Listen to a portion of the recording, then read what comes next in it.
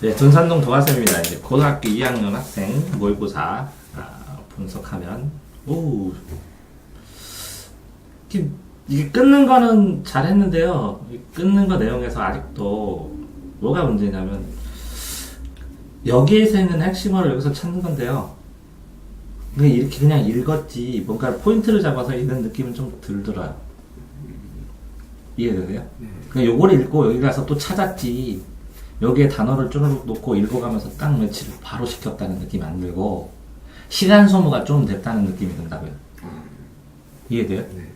그러니까 실제로 여기 잘 찾아놨거든요. 이렇게 단어를 2번 같은 경우에 그럼 이 단어를 골라놓고 이걸 읽어서 이게 바로 그 단어를 가지고 유사한 걸 비교할 수 있으면 되는데 이거는 잘 끊었네요. 이렇게 전체 흐름에서 그 다음에 이제 이 1, 2, 3번을 보니까 이거부터 봤어야 되네요. 이 전체에서 그랬나요? 왜 그런 느낌은 이런 느낌? 이거부터 봐야 된다는 거는 이게 도식화가 됐기 때문에 그죠? 이 도식화가 됐기 때문에 이 전체와랑 연관되는 도식화일 가능성이 크거든요. 그러면 이런 흐름이라는 걸 알고 여기서 쓰면 요렇게 중대하고 경미한 걸 동그라미 세모 이건 동그라미예요. 이거는 뭐 아니면 이건 네모 이거는 별로 나누자 역삼각형으로 나누자 이렇게 요걸 보면서 이걸 어떤 식으로 읽어야 될지에 대한 아이디어를 구상을 했어야 된다는 거죠. 이해되세요? 네. 그러니까 읽는데 어떤 지문을 독해를 하는 게 지문을 읽어내기만 하면 되는 거거든요. 국어 모의고사는. 근데 읽는데 어떤 순서로 읽으면 좋을지에 대한 구상을 이걸 전체를 살짝 1, 2초 본 다음에 스크랩하고 이걸 어떤 식으로 읽어야 될까? 이런 문제를 풀기 위해서는 하는 것도 굉장히 중요하다는 거죠. 뭐라고요? 1번 잠깐만요. 나오죠 이거? 네. 1번 뭐라고요? 문제 종류. 문제 종류를 보고 문제 종류고 잠깐만요. 눕혀줄게요. 문제 종류를 보고 문제의 특성을 본 다음에 독해를 어떤 식으로 해야 될지의 계획. 문제 종류를 훑어보는 거는 뭐 2, 3초도 충분히 되죠? 네.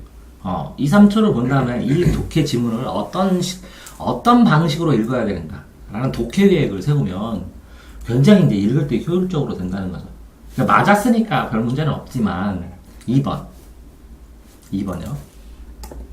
그러니까 오답도 중요하지만요. 정답도 되게 중요해요. 왜 그러냐면 나는 이거를 이런 방식으로 풀었는데 해설을 읽어보니까 이렇게 답을 찾으면 된대요.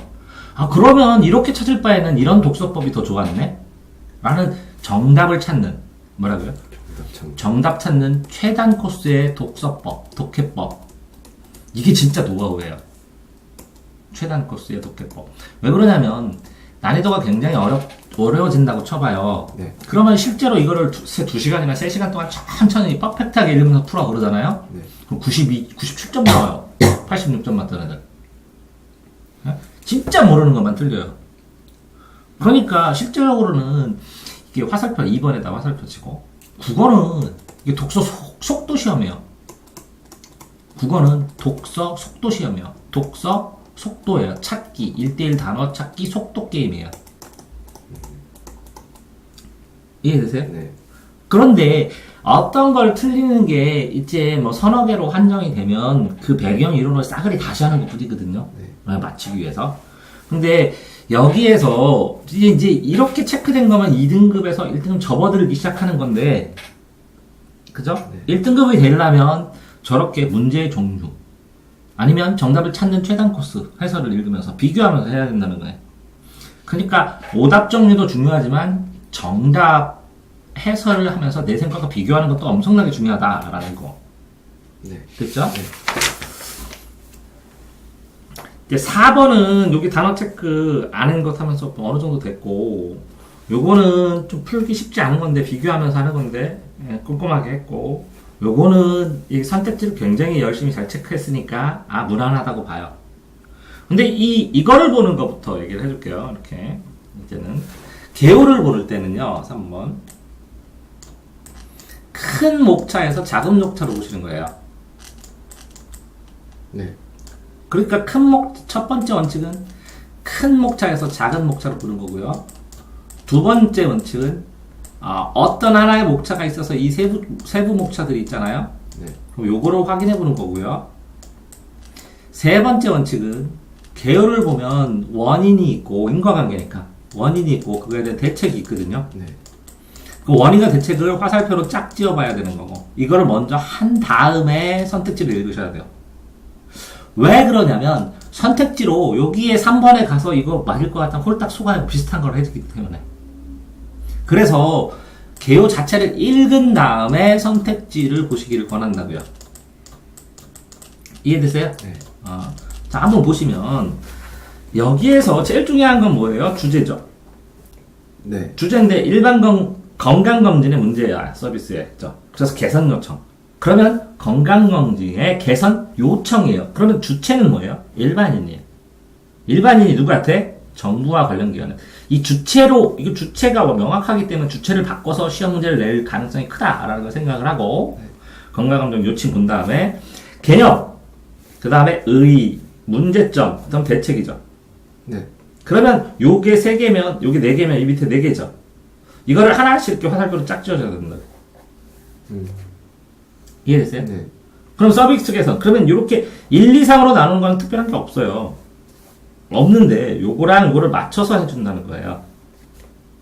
서비스의 의이기 때문에 서비스 개선이 나오는 거예요. 이해되시죠? 네. 근데 요거랑 디테일하게 이게 되는가 이게 무슨한가라고 거기다 체크를 해야 돼요. 이상이 있는 부분을. 그 다음에 나중에 내려와서 확인해보면 그 체크한 부분이 답이 될 가능성이 많아져요.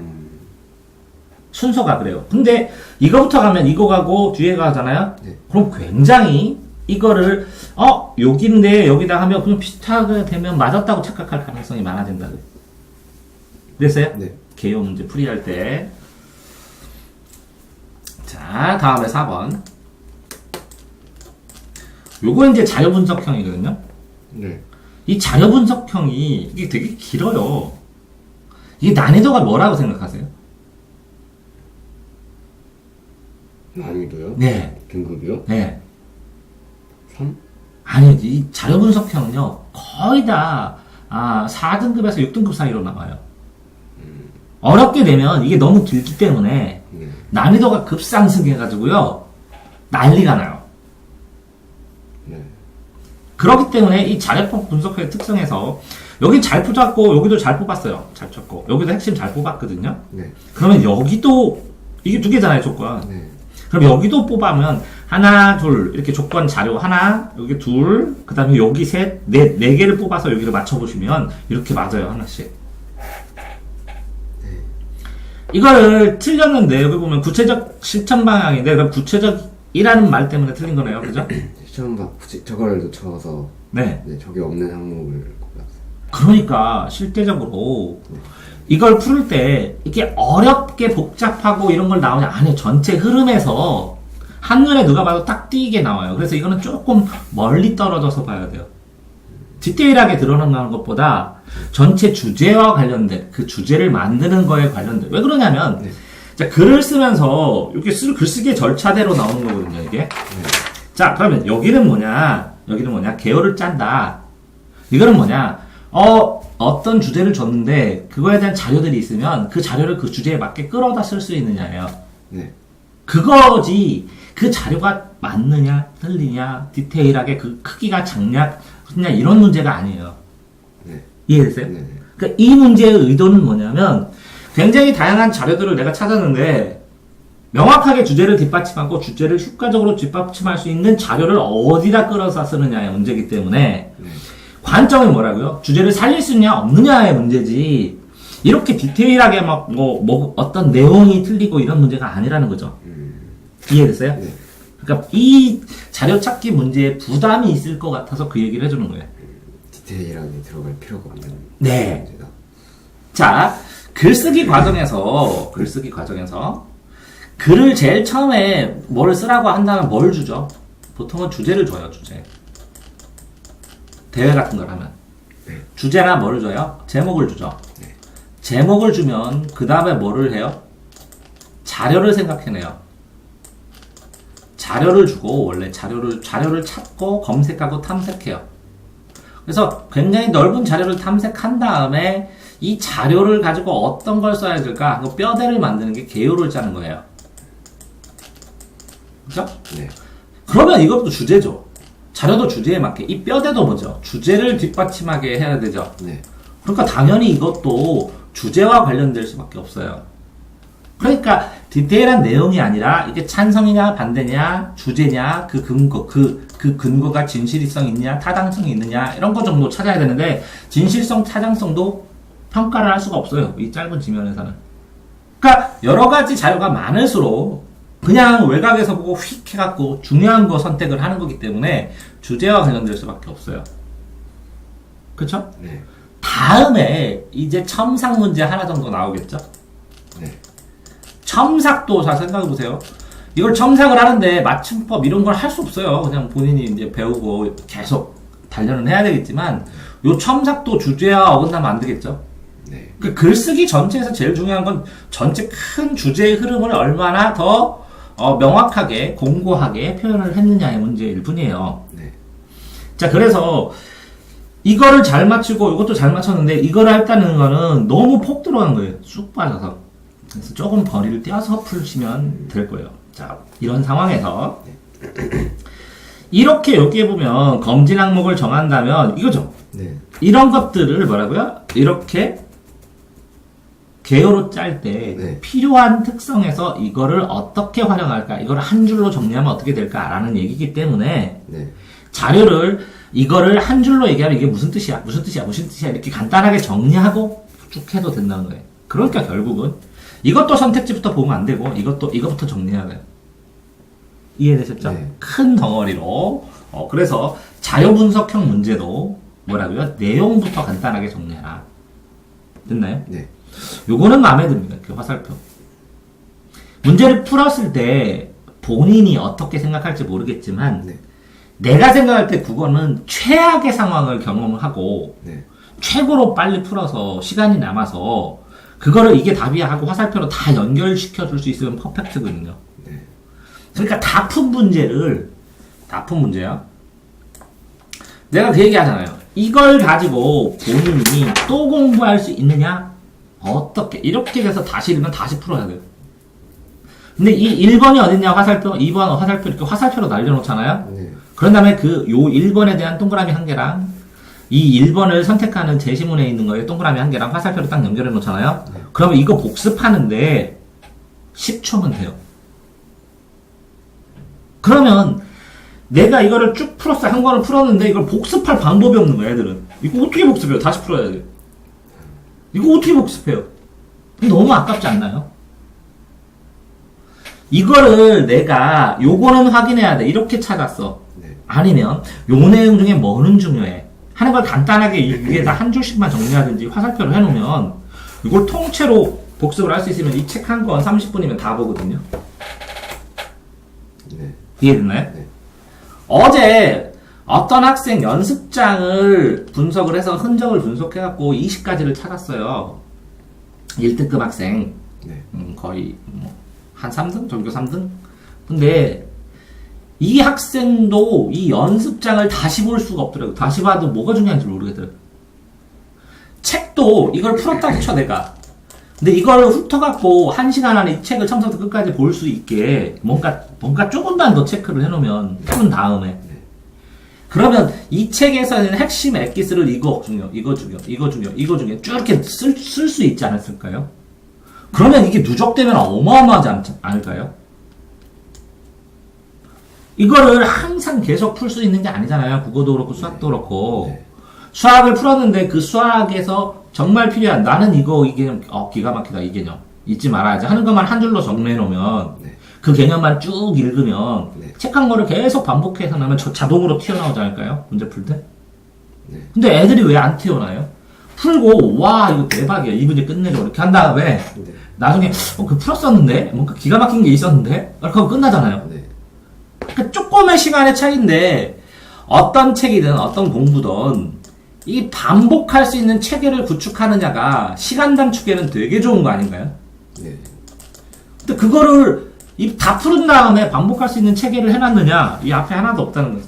근데 그 전에 그걸 왜 안 시켰느냐? 아니 체크법도 없는데 제대로 안 했는데. 근데 지금은 이제 2단계 올라갔지 않나요? 그러니까 오답 정리하고 또 다른 차원이에요. 그러니까 내가 이 문제를 풀 때 느끼는 다른 문제를, 이런 유사한 문제를 풀 때 내가 알아야 될 노하우를 내가 정리해갖고 써놓으면, 아니면 이 밑에다만 쓰든지, 여기다 이렇게 격언식으로 이 위에다 쓰든지, 그럼 밑에만 쭉 정리하고 나중에 이거를 A4에다 쭈르륵 정리하면 그걸 따로 타자처럼 내가 따로 설명도 해줄 텐데. 이해되시죠? 네. 그러니까 풀이법이 정리가 다 되고 반복해서 볼 수 있는 게 정리가 되면 심화해서 공부할 때는 그 부분은 이론을 심화해서 해줄 거예요. 근데 생각을 해보세요. 이렇게 10개, 뭐 20개, 예를 들어서 40문제가 있는데 틀리다가 틀리는 유형이 정리해야지 그거부터 딱딱딱딱 깊이 있게 들어가는데 이거를 들쭉날쭉 실수해서 풀렸어요. 왜 해서 풀렸어요? 그래서 이렇게 보는 방법이 정해져가지고 하면 그걸 개선을 해나가는데 방법도 없어요. 그러면 방법을 만들어야 되는 게 우선이기 때문에 지금 이렇게 다 들어가는 거. 됐죠? 네. 자, 이거는 마음에 든다고요.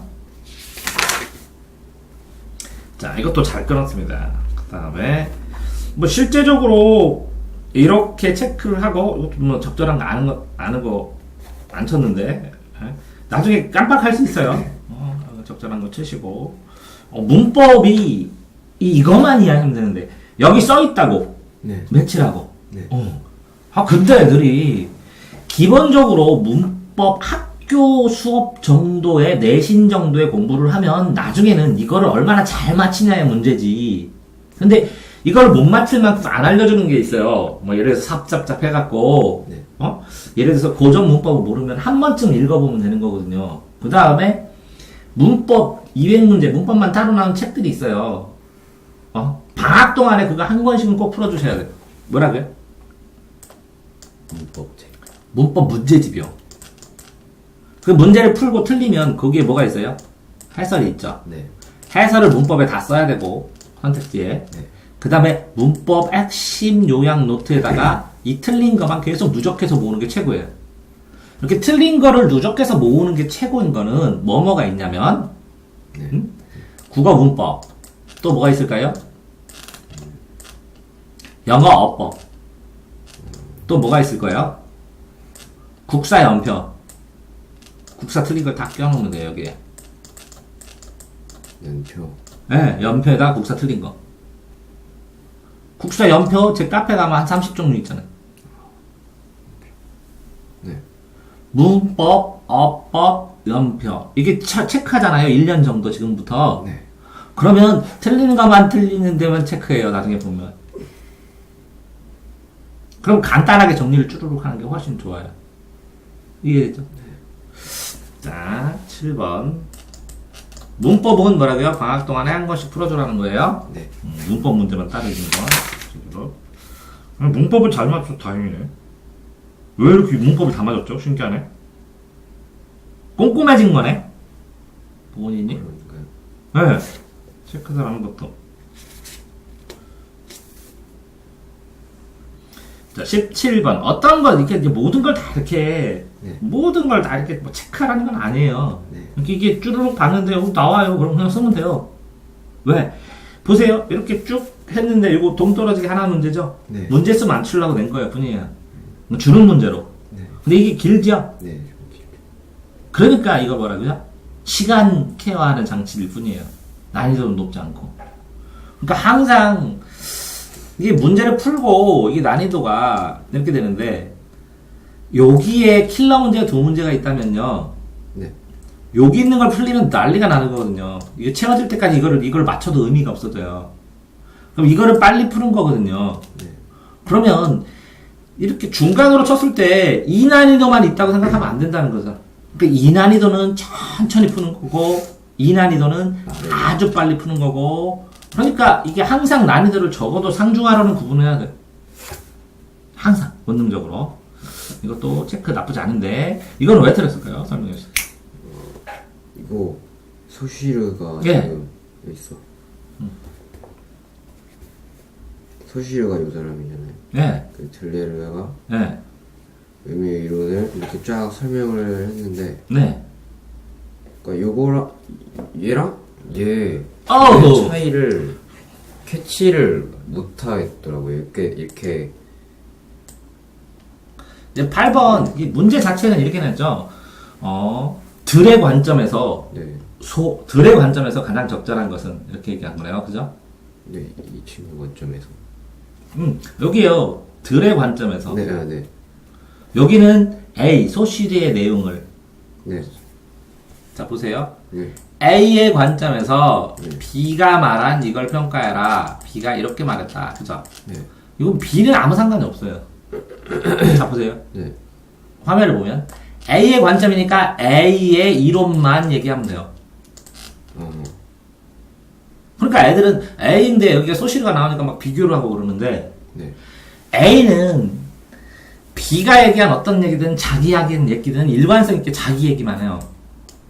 아, 그러니까 네, A는 동그라미 치고 소시르는 세모 치면 되거든요. 보통 네. 요 내용에다가. 네, 그러니까 독해법 자체에서 동그라미만 쳤는데 네. 이 문제를 보니까 들과 소의 비교고 그죠? 이 전체에 이 첫 단락을 보니까 들과 소가 나왔고 그러면 네. 들의 입장은 동그라미 치고 소의 입장은 세모만 치면 돼요.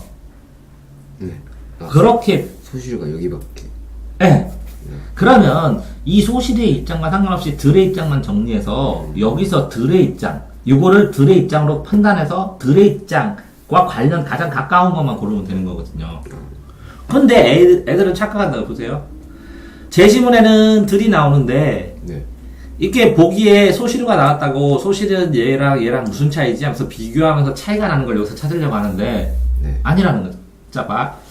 내가 너가 말한 걸 얘기하든지 저 상군이 얘기한 걸 말하든지 누가 얘기한 걸 평가해도 나는 내 입장대로 공부법 계속 얘기해. 그 사람들은 아무 상관이 없다는 거지. 그러니까 판단을 할 때 이게 착각을 한다는 거지. 그러니까 A는 B에 비하여 이렇게 되면 내가 뭐라 그러세요? 이 B에 비하여 B보다 이런 거 다 가르치라고 하잖아요. 자, A는 B에 비하여 크다, 작다. 그럼 A는 크다가 중요한 거예요. 이걸 다 판단한 다음에 그래도 답이 없어요. 밑에 쭉. 그러면 요거 B에 비해서 네, 그러니까 A가 크다라는 것부터 판단을 하는 것이고 A의 이론부터 판단을 한 다음에 그래도 없으면 요거를 조금 더 보는 것 뿐이에요. 자 그러면 다시 자 이거를 해설을 읽었는데 너 이해가 안 돼요? 이해요? 이 내용 얼추 이해는 갔어요. 그냥. 그거 뭔 말인지 모르겠어 얼추. 그러니까 그럼 이걸 독해를 해줘야 다? 네, 이해는 했는데 네. 요걸 가지고 네. 여기로 가니까 네. 이 비교를 못 하겠더라고요. 이게 뭐 그러면 이 주제는 뭐였는데? 이 주제는 이제 어떤 거를 이렇게 의미라는 게 있을 때 이거에 어떤 사건을 사람들의 배경에 따라서 다르게 이렇게 인식하고 그에 따라 뭐 개념이나 이런 게 사람에 따라 규정이 다르고. 된다 이렇게. 근데 이렇게 여기 문화의 장이라고 해가지고 그 사람들 배경에 따라서 문화에 따라서 언어를 달리 해석해야 된다? 다 다르게 해석돼. 그러면 그 문화에 따라서 달리 해석해야 된다는 여기는 어디 있어? 선택지에서. 반응이는 결과잖아. 네. 반응은 감상이고 결과고 주제거든. 네. 반응이란 단어는. 그럼 여기서는 없어. 문화에 따라서 판단한다는 거.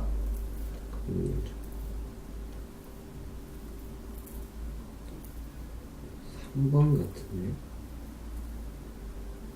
요게 문화에 따른 거를 요렇게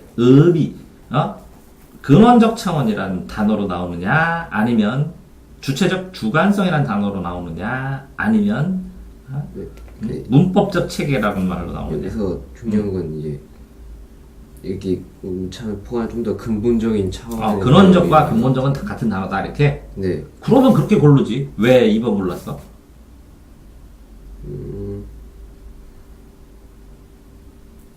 이게 풀 때는 되게 헷갈렸어요. 이게 그러니까 네, 지금 네. 내 생각엔 그렇거든. 이거를 이해하고 네. 파악을 하는데, 네. 예? 자, 봐봐. 네. 이 전체의 의미를 생각을 했을 때, 여기에서 이 들이 얘기하는, 들메루가 얘기하는, 이 들이 얘기하는, 네.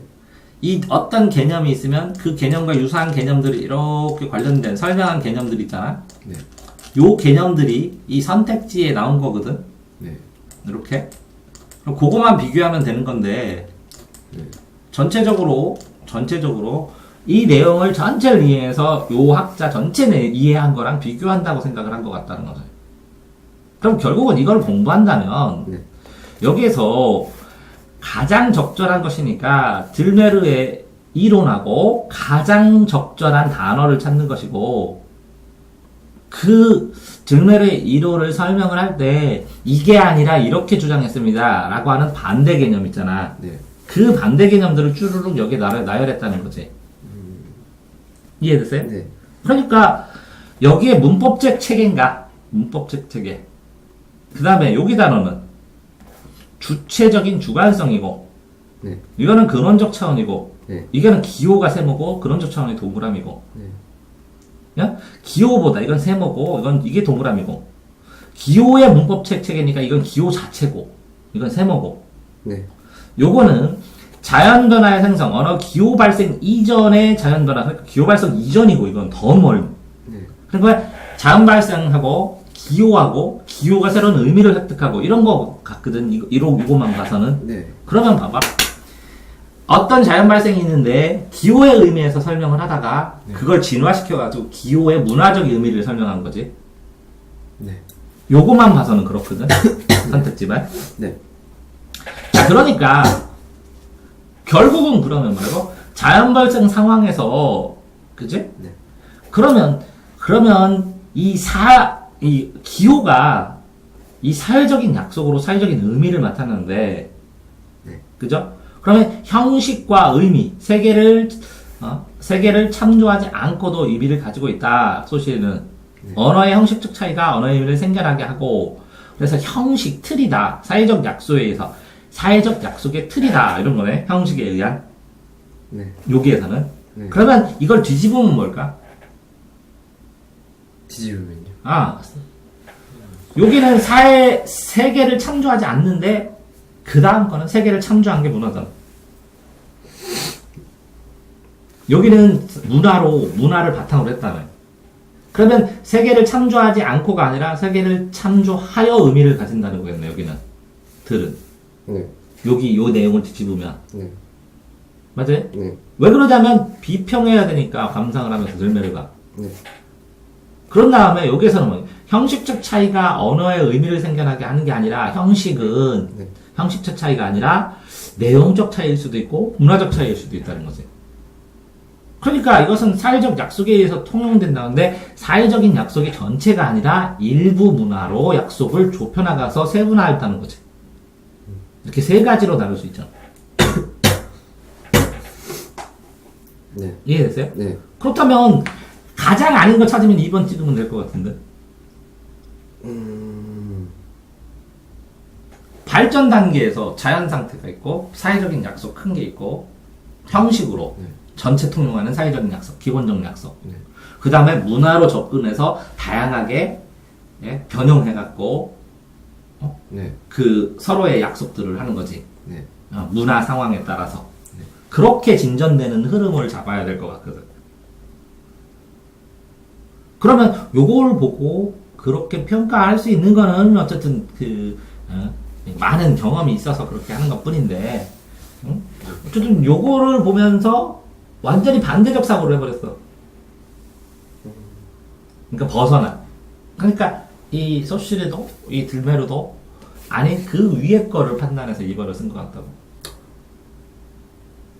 그치? 네. 그렇다면 이 전체적인 그 언어 사용에 대한 전체적인 흐름, 배경지식 이게 좀 부족한 느낌도 좀 있다는 거지.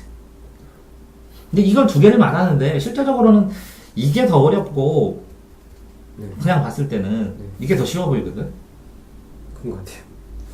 난이도로 치면 이게 상이고, 네.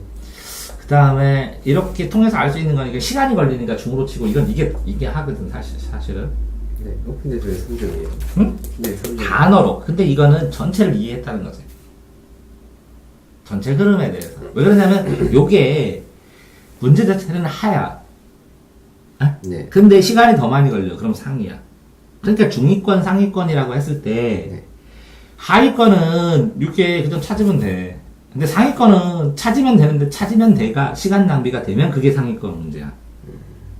그런 다음에 이거는 이 전체적인 개념에 대한 원리를 이해하면 맞출 수 있으니까 3점으로 해놨지만 네. 상위권으로 쳤을 때는 요 문제를 푸는 방법이나 테크닉이나 전체 흐름을 이해했을 때는 이게 중이고 이게 상이라고. 상위권 문제에서. 상위권 애들 판단했을 때. 차라리 이렇게 적용하는 게 적용이 안 되는 애들도 있거든. 네. 적용력이. 그러니까 100점 가까이 1등급 들어가서 100점 가까이 못 맞는 이유는 이런 걸 적응 못 시키는 애들이 있어. 실제적으로 국어. 이런 애들 이거 아무리 설명해도 못하는 애는 국어는 다시 태어나서 해야 되죠. 이렇게 물어보는 애들 있어. 네. 아니, 농담이 아니라. 네. 유행하는 말도 있는 것처럼. 응? 수학은 시간이 걸리고 영어는 돈이 걸리고 국어는 다시 태어난다고 할 때 이런 문제 때문에 그래. 근데 이거는 네 등급에서는 넘어갈 수도 있는 상황이었는데 뭐라고? 첫 번째는 들의 관점에서만 봐야 됐었는데 라는 생각이고 그거를 비판해서 감상을 하니까 들과 다른 개념의 관점의 사람이 나올 거 아니야. 네. 그러니까 거기에 써있는 걸 뒤집어 갖고 외부 세계와 참조하고 네. 참조해야 된다 써달라. 그죠? 두 번째는 형식적 차이가 아니라 내용이나 아니면 다른 거의 차이다. 또 하나는 이것은 사회적 약속에서 통용이 아니라 일부분만 통한다. 이런 걸 찾은 다음에 그거 관련되면 이 내용이 나온다는 거지. 그랬을 때 여기에 있는 단어들이 네. 네. 이 소시르 거를 무시하고 이 소시를 통해서 들메르 거를 찾은 거잖아. 네. 그 들메르의 이론을 설명하는 가장 적절한 단어가 뭔지만 찾았으면 된다는 건데, 예? 내용 자체를 전체에서 이거를 어떻게 이해할까, 소시로 갔다가, 들메르 갔다가, 이게 도대체 뭘 물어본지 하고 혼란스러워서 보이고 발생한다. 하니까. 됐죠? 네.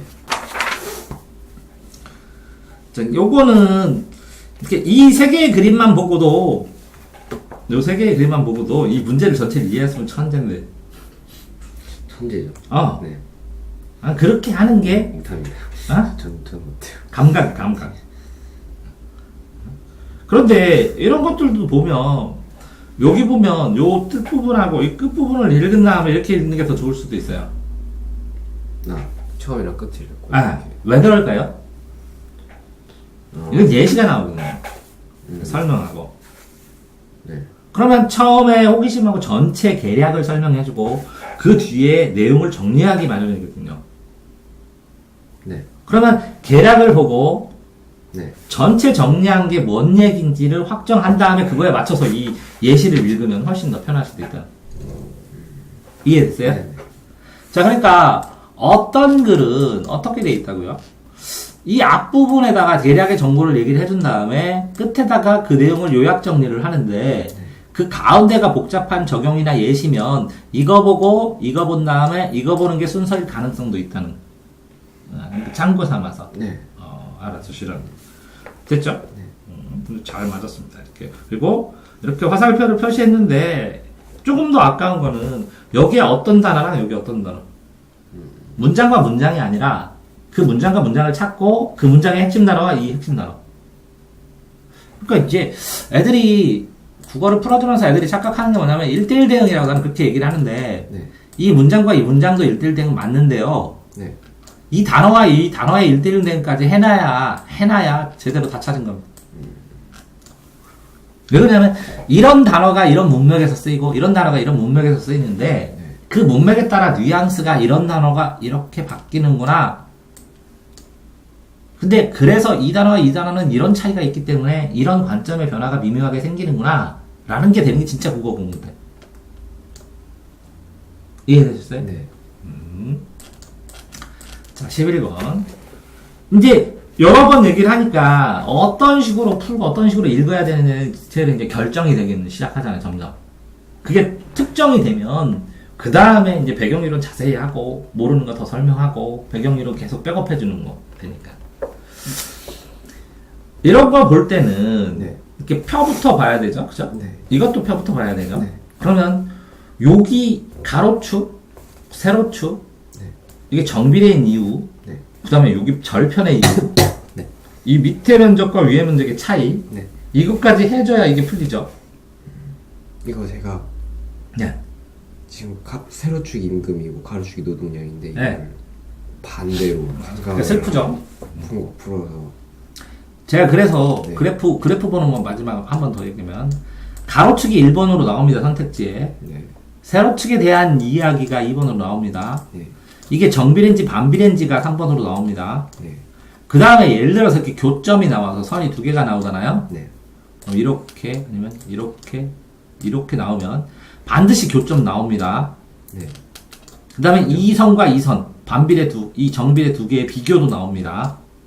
이해됐죠? 네. 그걸 하나하나를 이걸 보고 천천히 생각을 해본 다음에 네. 그림을 보고 생각 못하면 옆에 글로 설명이 되어 있습니다. 그런데 그림부터 생각을 해서 이 기준이 명확해져야지 이 그림에다가 추가로 이 글이 이해가 됩니다. 네. 그러니까 아깝죠. 자, 보세요. 당연히 임금이 가로축일 것 같은데 이게 그거 바꿔놓기도 합니다. 편의에 의해서. 근데 보세요. 네. 국어에서 주어, 목적어, 서술어밖에 제가 없다고 그랬죠? 네. 그러면 주어를 바꿔서 A가 B에게, B가 A에게. 그럼 국어에 낼 때 제일 쉬운 테크닉입니다. 네. 내가 너에게, 네가 나에게. 네. 그거 제일 쉬운 거예요. 그러니까 이 기준축을 노동량을 중심으로 팠는지, 임금을 중심으로 팠는지, 기준량을 여기다 적는 거예요. 이게 뭐라고요? 투입되는 정의역이잖아요. 수학으로 치면. 네, 그죠. 이걸 정의로 했을 때 임금의 변화도를 보고 싶으면 이렇게 놓는 거고요. 네. 거꾸로 임금을 똑같이 투입했을 때 노동량의 변화도를 보면 여기다 취약을 넣는 거예요. 그러니까 지금 가장 간단한 이 그래프에서 어떤 걸 정의역으로 두느냐, 어떤 걸 취약으로 두느냐에 네. 대한 생각에서 네. 특정 영역을 정의역으로 누르면 이거를 일률적으로 똑같이 정역의 특성, 간격이 똑같이 투입했을 때 이 치역으로 삼은 임금의 변화 아니면 노동량의 변화에 대해서 보고 싶은 거예요. 네. 그러니까 어떤 걸 순차적으로 투입했을 때 어떤 게 요동치면서 변동하느냐를 본다는 거죠. 네. 이해됐어요? 네. 그러니까 이 그래프를 독해를 하는 것과 수학 계산에서 나와 있을 때와 네. 어떤 차이가 있는 거냐면 수학은 x축, y축 놓고 계산해서 네. x에 점을 넣어주면 그냥 끝나는 건데 사회학에서는 개념과 개념의 관계에서 네. 하나를 고정시키고 네. 하나의 변화치를 볼 수밖에 없는 거잖아. 그쵸. 그러니까 이거를 바꿔도 된다는 얘기를 지금 해주는 거야.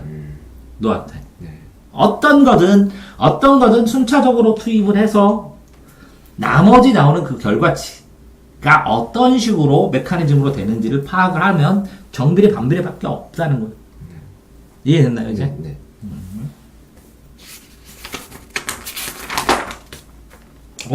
과학은 그래도 좀 더 편하지 않아요?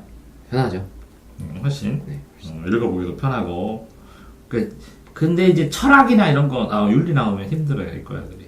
근데 어쨌든 다 풀었고, 이것도 표제 부재 할 때 이것도 그렇게 돼야죠. 요 앞에 풀고 이 뒤에 좀 보고. 가운데가 예시. 가운데 예시니까. 네. 근데 그림 중심으로 먼저 본 다음에 그림을 조금 아쉬운 건 뭐냐면 정말 무시하는데 저 보세요. 네. 제 국어서 왜 이렇게 하는 줄 아세요? 네. 만점 맞으시라고. 뭐하러 이렇게 디테일하게 풀이법까지 정해요? 시간 확보해서 만점 맞으라고. 왜? 국어 이론이 부족해서 해서 네. 국어를 풀이법이 정착되면 93이고요. 조금 공부를 하면 97이에요. 한 개는 진짜 책 안 읽어서 어렸을 때 책 안 읽어서 틀리는 것 뿐이에요. 네. 97, 100이에요. 가능한 다른 과목은 안 되는데 국어는 돼요. 왜? 풀어보다 보니까 진짜 화살표로 날릴 수 있잖아요. 근거를 안 남겨놓으면 혼란스러워서 수정당하니까. 자, 이게 그림이 있으면요. 사람들은 그냥 쭉 보는데 네. 그러시면 안 되고 여기에 한 번씩은 다 체크해야 돼요.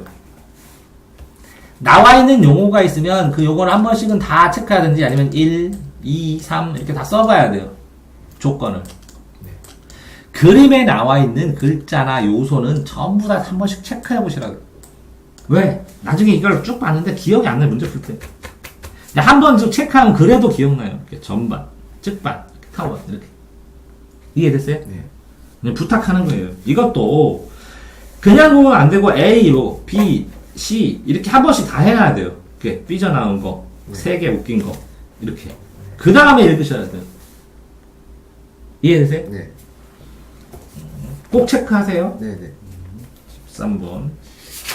그래서 점점 마음에 들어서 이제 점점 이제 특정 문제를 찍어갖고 그걸 자세히 푸는 걸로 넘어가도 될 것 같아요. 마음에 들고. 요거는 조금 아까운 게 요거 읽으셨어요? 먼저? 네, 그거요. 별땡땡 읽으셔야 돼요, 이거. 문제 푸는데 굉장히 요거하고 제목만 보고 무슨 내용이에요? 알 수 있죠? 전 모르겠던데요. 모르겠어요? 네. 저 상사별곡이 무슨 뜻이에요? 상사별곡이란 시 자체를 한번 읽어봐요. 이거 안 했는데 상사별곡은 뭐예요? 상사병이라는 건 알겠죠? 상사병 해가지고. 상사병 걸렸는데 여기에 시샘도 하게 되고 네. 차차 끊어지면서 네. 고운 얼굴 탄스러운 김은걸이 늙어가는데 상사병 걸렸는데 아유 거기서 사람 어떡해. 응? 덥덥이 그립구나. 독수 공부하니까 상사병이구나. 담에대 꽃을 보고서 아이고 나 그립구나. 예정이 생각나는구나. 요 상사 이런 내용 써있구나.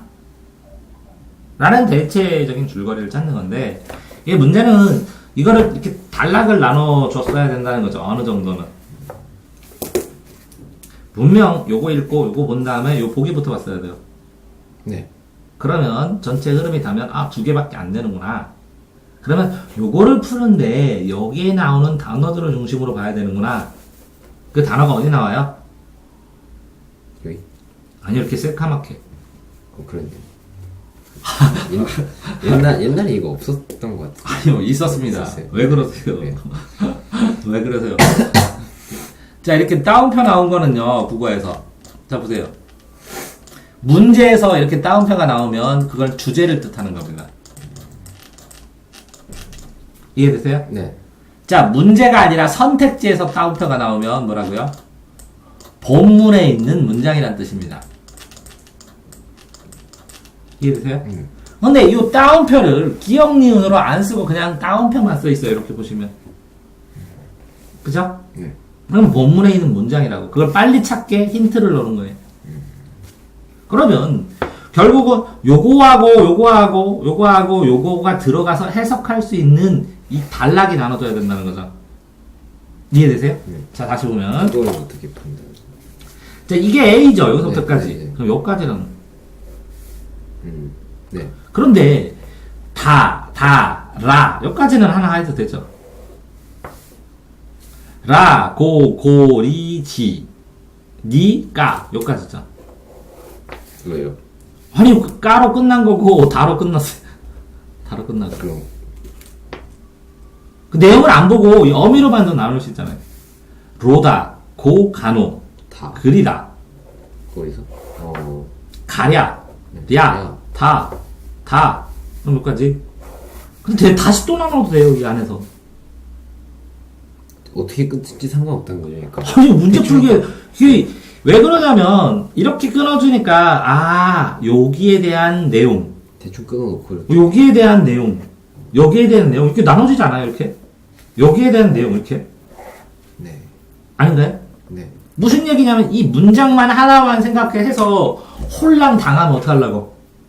이 문장 앞뒤에 있는 뉘앙스랑 흐름 속에서 이 문장을 이해해야지. 그런데 이렇게 끊어놓고 하니까 이걸 찾기가 좋잖아요. 하나씩 딱딱딱 뜨니까. 이해됐어요? 네. 자 다시 이게 어떤 문장이 새카맣게 나오면 이게 조사만 보고도 이렇게 이 동결어미가 평서형, 명령형, 의문형, 감탄형 이런 게 있잖아요. 네. 이런 것처럼 고명 이런 거는 전부 다 뭐라고요? 뭐뭐하고 이어지는 거잖아요. 이어진 문장인데 다 뭐뭐하랴 뭐뭐할까 그럼 끝나는 거잖아. 완결이잖아. 완결된 문장으로 이렇게 몇 개 덩어리를 나눠주면 네. 여기 다다다 하면 그냥 이어서 하더라도 대략적인 이 덩어리를 이해하면 편한데 다행히 문제를 내다보면 여기에 한 줄 있고 여기에 한 줄 있고 이렇게 있어요 진짜. 그럼 찾기도 좋아요. 그러면 이 전체를 읽으면서 이 뉘앙스, 흐름의 뉘앙스에서 이 문장의 가치를 가지고 문제를 풀어야 안 틀린다는 거예요. 네. 빨리 찾는다는 거 더. 이해됐어요? 네. 이렇게 몇 개 끊어놓음으로 인해서 읽는 게 더 편해진다는 거. 본인대로 푸는데. 네. 자, 또 15번. 이거는 좀 더 자세히 보셔야 돼요. 이게 가치를 지금 간과하고 계시는데 이 줄거리를 누가 그랬고 육하원칙으로 누가 그랬고 언제 그랬고 어디서부터 그랬고 어떻게 그랬고 왜 그랬고 확정 진 다음에 그 뒤에를 읽으면 네. 굉장히 빨리 잡히거든요. 이게 전체 아웃라인을 잡아주는 거예요. 줄거리가. 이 문제를 풀 때 앞부분 줄거리 이렇게 나오잖아요. 네. 그럼 이 앞부분 줄거리에 이어진 요 앞부분 줄거리가 이 전체 아웃라인으로 딱 틀을 짜서 영향을 줘요. 이해됐어요? 네. 이렇게 넘어가면 조심하시라고 했죠? 네. 그러니까 이거를 육하원칙으로 조금 더 신경 써서 보시라고요. 네. 현재 체크로는 모자란다는 거예요. 근데 이렇게 써놨어요. 이렇게. 네. 9점. 이게 지금까지 체크법 중에 이게 제일 마음에 들어요. 시간 낭비 같은데 안 그렇습니다. 이게 되면 뒤를 풀 때 굉장히 더 명확해져요. 명료해지고. 근데 이거를 한 다음에 대략적으로 넘어가면서 뭐를 못했냐면 이걸 체크를 했어야 돼요.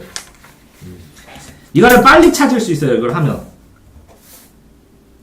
자, 여기까지 오더라. 다시 다음에 그죠? 그럼 이렇게 끊어주는 거예요. 이것도 중략도 끊어주고 이것도 체크해야 되는 거예요.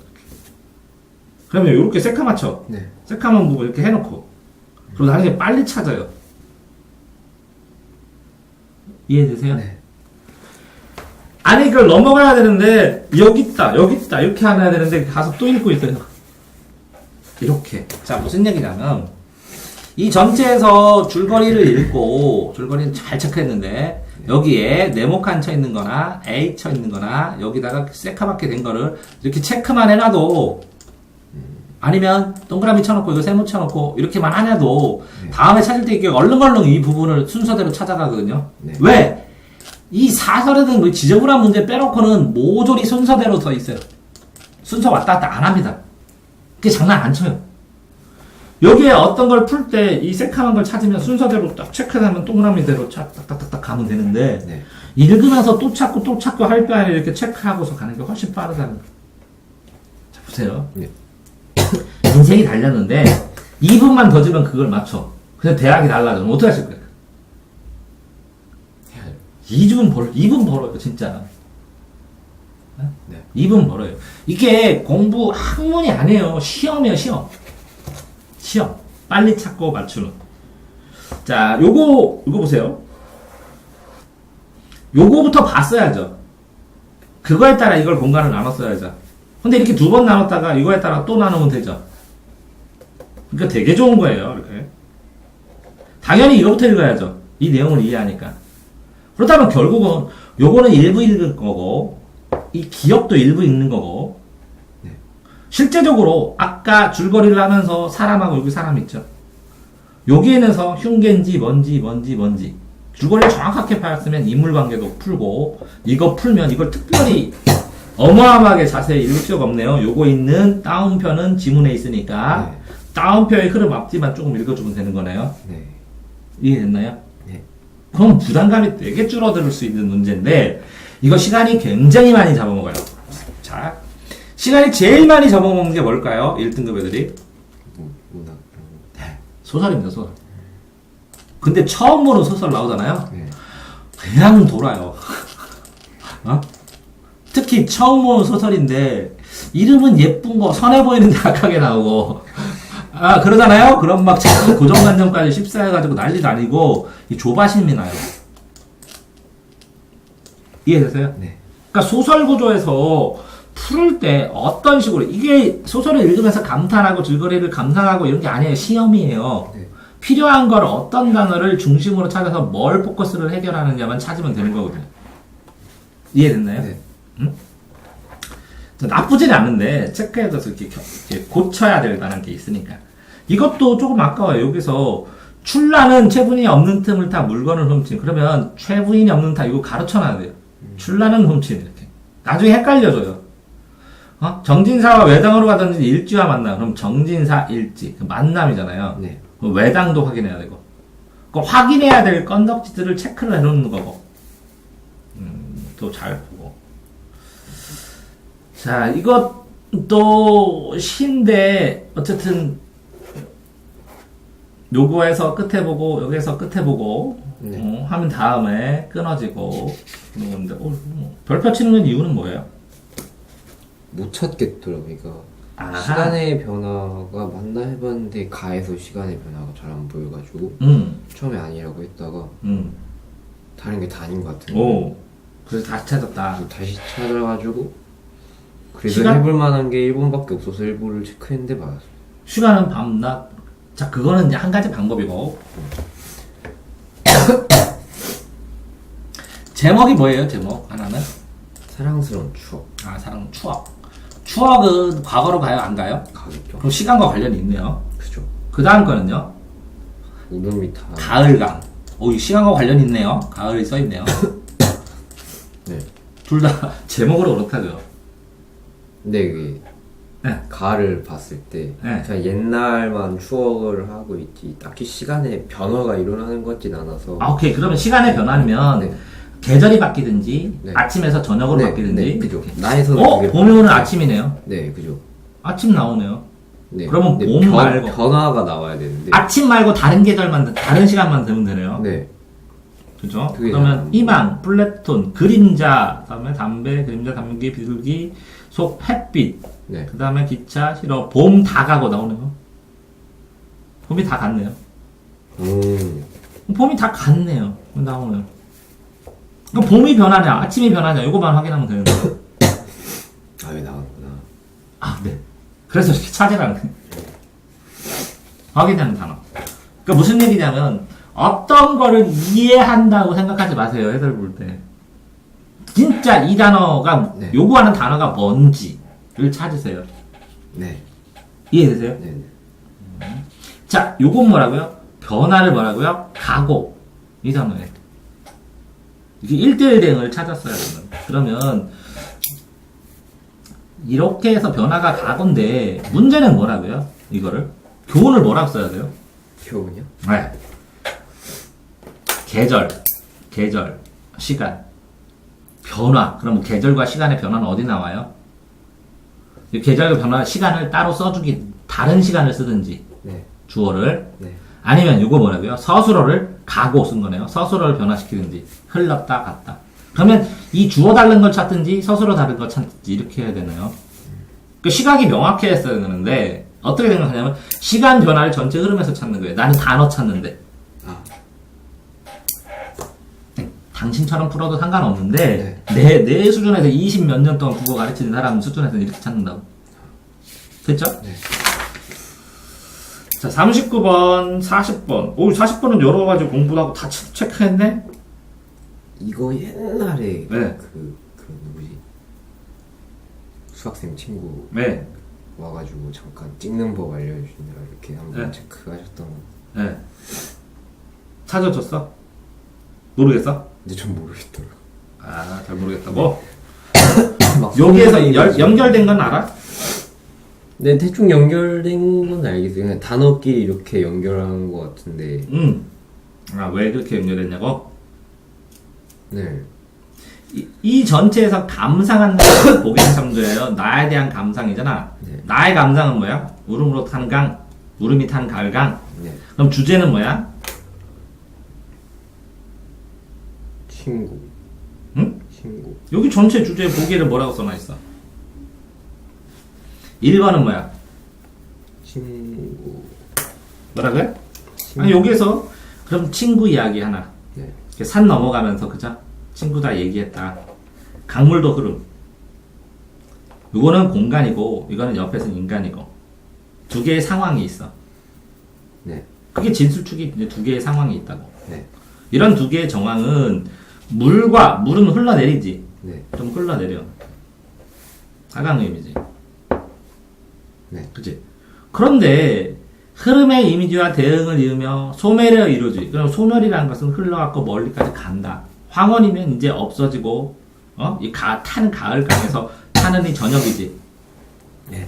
이제 겨울이 되기도 하고, 그치? 사라져 가기도 하고. 근데 특히, 시상이 정리될수록 소멸에 따른 슬픔과 허무. 그럼 그냥 인생 살면서 뭐 그럴 수도 있지. 그래? 그러면서 저물어 간다는 거야. 뭐 이렇게까지 왜 그 시를 보고 슬픔과 허무의 정서가 고조된다 하고 고등학생이 못 찾으니까 이렇게 써주는 거야. 이해됐어요? 네. 그런데 여기에 써있으니까 이게 맞는 거야, 이거 무조건. 보기는 만드가 맞으니까. 맞아요? 네. 보기를 참조하라니까 보기는 맞습니다. 이건 전제거든. 네.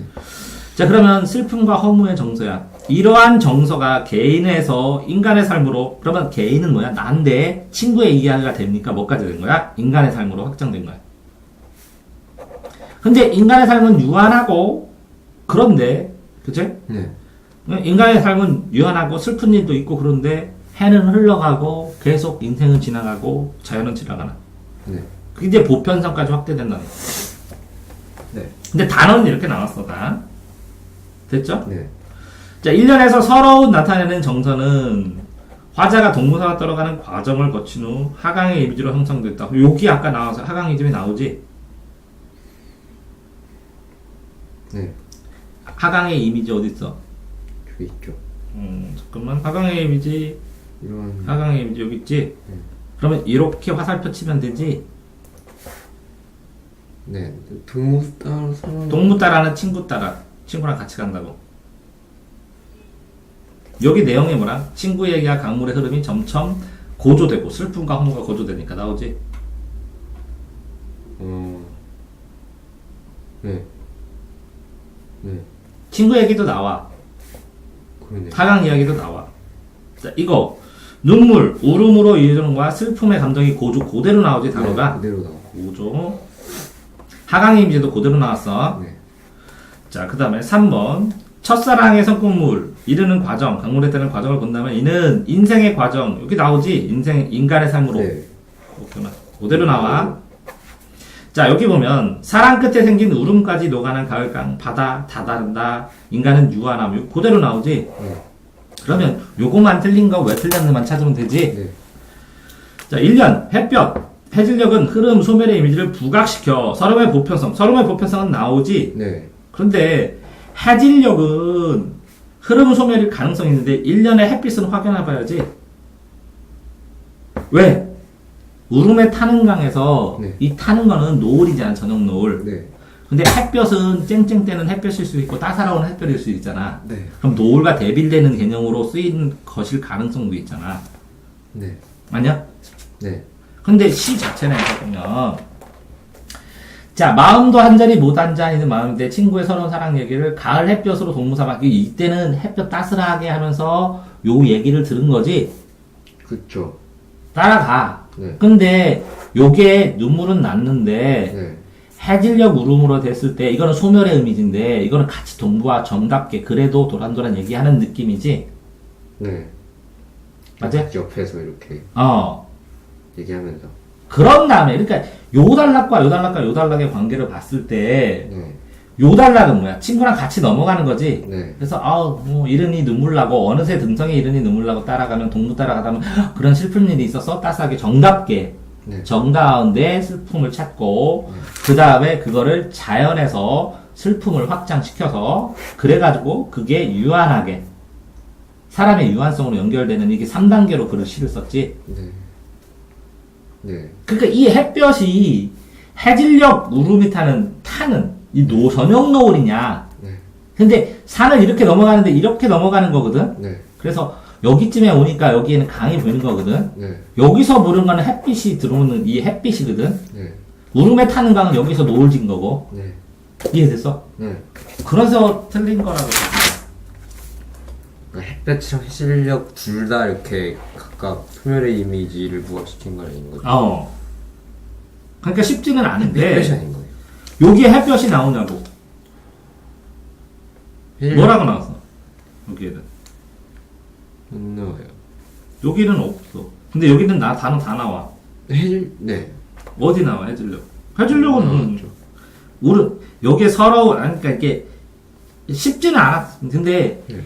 전체를 했을 때 이게 1년이란 것 때문에 나는 이게 이상하다고 본 거야. 왜 그러냐면 3년 3년 이렇게 강화되거든. 네. 이 연으로 뭐가 돼 있어? 서러움을 나타낸 정서는 화자가 동무 따라 들어가는 과정에서 하강의 이미지로 점점 더 슬퍼진다는 것 같아. 네. 근데 흐름, 소멸까지 가지는 않았어. 소멸까지도. 햇빛인데. 네. 이게 소멸이면 그 이야기를 도란도란 듣고 이런 동감하고 할 수가 없는 거거든.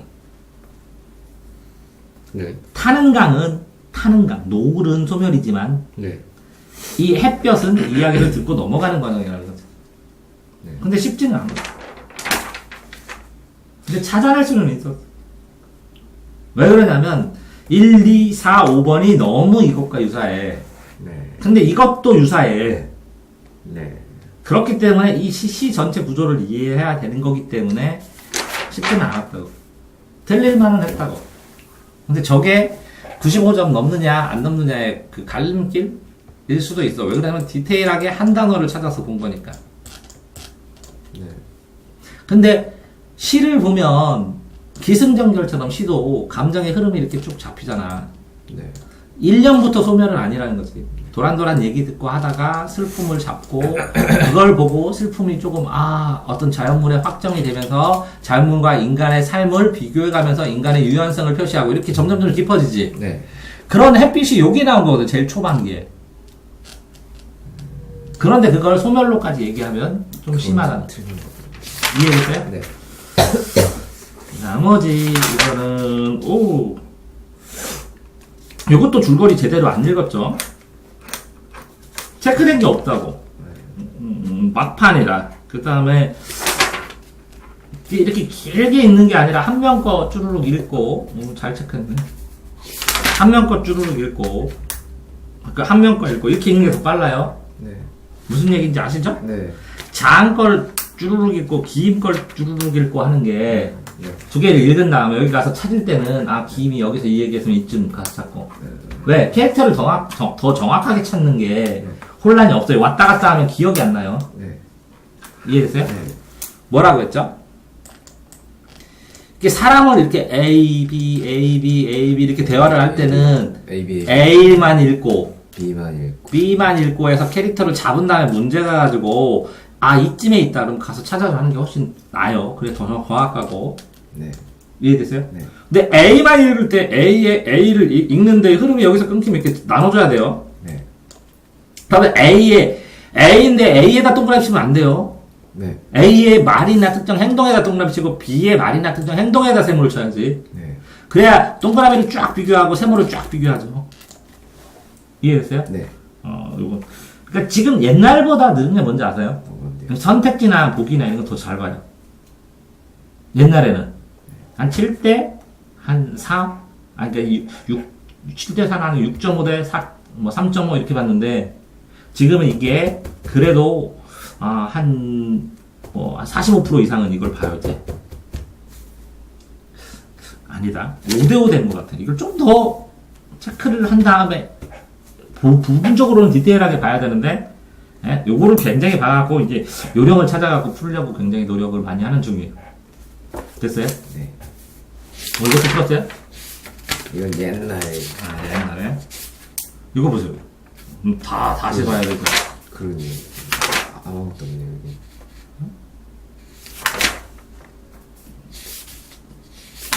아니, 열심히 달려들어서 풀긴 했는데, 막, 본문에 거의 없고. 어쨌든 틀린 부분은 이렇게 체크하고 정리를 하긴 했는데, 그죠? 좀 아깝다는 거죠. 이렇게 정리를 해서 어떤 단어가 어떤 단어인지, 그 다음에 교훈이 뭔지 해서 뽑아놓으면, 무슨 얘기냐, 이거? 아니, 문제 푸는 기술도 실력이에요. 왜? 이게 듣기 평가예요? 쓰기예요? 말하기예요? 아니죠. 유일하게 뭐예요? 그냥 읽기. 네. 스피드 독서 퀴즈. 네. 그죠. 이해됐죠? 네. 그러니까, 본인의 노하우, 19번. 이게 틀린 거에서 하나를 풀면, 이게 문제 풀기 위해서 교훈을 뭐 보여야 되는지 이게 피드백을 안 하잖아요? 그럼 쌓이지가 않아요. 이런 문제를 풀어서 무슨 개념을 좀 뵙고, 풀이법에서 뭘 더 깨달았고, 뭘 더 생각해야 되는지.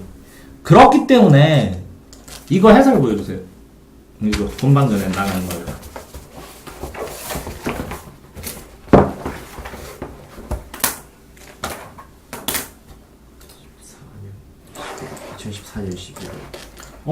그러니까 이제 제가 아이들한테 제일 슬픈 게 뭔지 알았어요? 이 해설이 깨끗하다. 아니, 문제 푸는 걸 30분을 했으면 해설도 30분 이상 읽어야 되는 거거든요. 네. 그래야 피드백되고 남는다는 거예요. 문제 푸는 것 자체는 도움이 안 된다는 거예요. 문제 풀어서 문제점을 찾았으니까 그거를 분석하고 해석하는 게 국어 공부인데 네. 애들은 문제 푸는 게 국어 공부인 줄 알아요. 그러니까 마답을 시리즈로 다 풀고도 점수가 안 나오지. 해설 봐야 해설 반드시 봐야 되고 해설 핵심 반드시 체크해야 되고 네. 자, 그 다음에 여기 보시면 이게 뭐 나와요? 83%, 75%. 아, 이게 상인지 중인지 내가 체크한 거랑 맞는지도 확인해야 되고 네. 그 다음 여기 뭐 나와요? 자료를 활용하여 주장 뒷받침하기. 문제 내는 게 이런 거구나. 사회자 역할 파악하기. 이 전체, 이 해설에서 사회자 역할 파악하기 위해서 이 요건들 정리하잖아요? 네. 그럼 사회자 역할 15가지 이렇게 딱 해놓잖아요? 그럼 사회자 역할 문제 나오면 진짜 빨리 초스피드로 풀어요. 왜? 완벽하게 알고 있거든. 아, 이건 했어? 말장난 끝이야. 뻔히 이렇게 문제 나올 게 아는데도 네. 사회자 역할 파악하기 위해서 사회자 역할 파악하기 문제 냈을 때 함정 파는 법 5가지만 얘기해봐. 그럼 몰라요. 그럼 뭐 공부한 거예요? 그때 감에 따라 찍을게요. 이런 얘기 안 해요?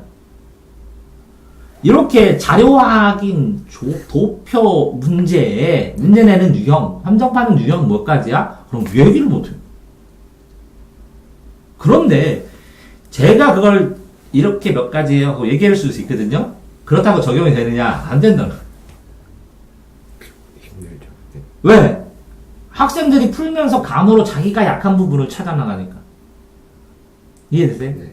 근데 이제 내년에 공부법 쓰고 후년에 쓸 거예요. 국어 찍기 책.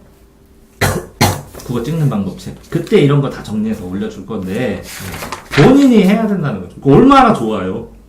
왜 나 아는지 알겠죠? 퍼센트 나오고 이거 나오고 선택지 나오고 왜 몰랐을까 이것도 나오고 그럼 나랑 비교해보고 이런 함정에 애들이 이렇게 빠지는데 나도 이런 함정은 이렇게 조심하자 이렇게 써놓을 수도 있죠.